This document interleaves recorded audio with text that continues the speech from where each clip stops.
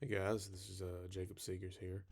Um, just going to do a quick overview of my project. This is actually going to be my big project that we'll be turning in, I guess it'll be next week.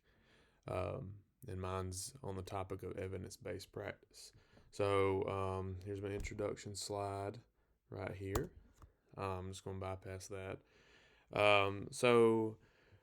Evidence based practice.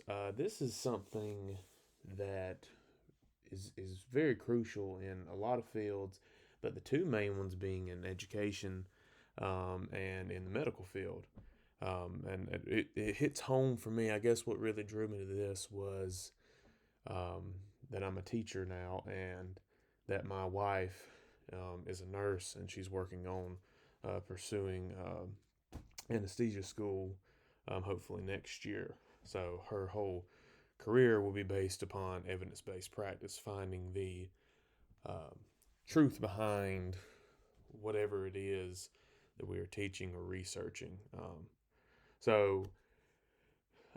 With this, my targeted audience is going to be mostly maybe new teachers um, or people who are just looking at getting into the teaching field and just wanting to know a little bit about what is evidence based practice, why is it important, um, so on and so on.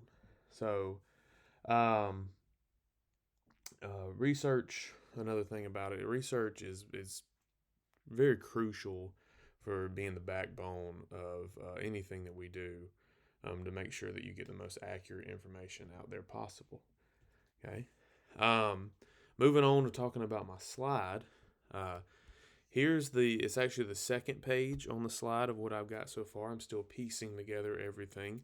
Um, so during this, I have found it extremely helpful to use the designer feature on PowerPoint. I find that it's great because it takes the bits and pieces that I can piece together that I'm not so creative at doing, and it'll give you suggestions on how to organize them or how to implement them. Hence this slide right here that we're looking at. Found this image online, and then just doing a simple definition of what is evidence-based practice. Okay, and it helps you format this so well.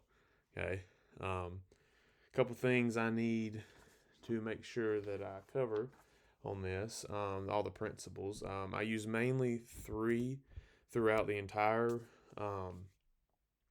three multimedia principles throughout the entire slide, and that would be my spatial contingency, modality, and the segmenting principle. Um, by keeping the information to a minimum throughout all of it.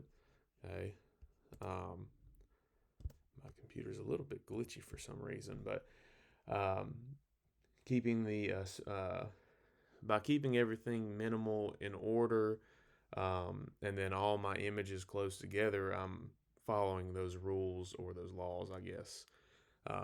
Hence, on this slide right here, the image is over to the left, right next to my wording, showing an example of the spatial contingency. Um, um, the modality, actually, I need to get to my last one to talk about that. But the segmenting principle, again, is a central theme throughout all my slides by keeping them to a minimum. Okay. Um, Visual design principles used. I use the coherence, proximity, and symmetry. And this is my portion that I really feel like I hit it on. Um, Keeping the irrelevant information out. This little graph that I designed right here does a very good job of cutting down on all the tons and tons and tons of information that is enveloped in the definition of the how, what, and whens of when it's used. Okay. The proximity, everything's in proximity to one another. I try to keep everything as organized as possible. Let's see. And the symmetry. I'll, using this web graph, again, keeps everything at a minimum, keeps everything symmetrical with one another. Okay.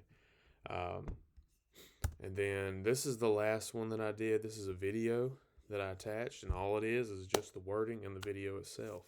Okay. that would be an example of the modality principle, minus the title of the slide. I didn't really think that counted that much. So all in all, I'm still tweaking a lot of this, but to move on, you have to play the slide, by the way. Sorry, I forgot to mention that.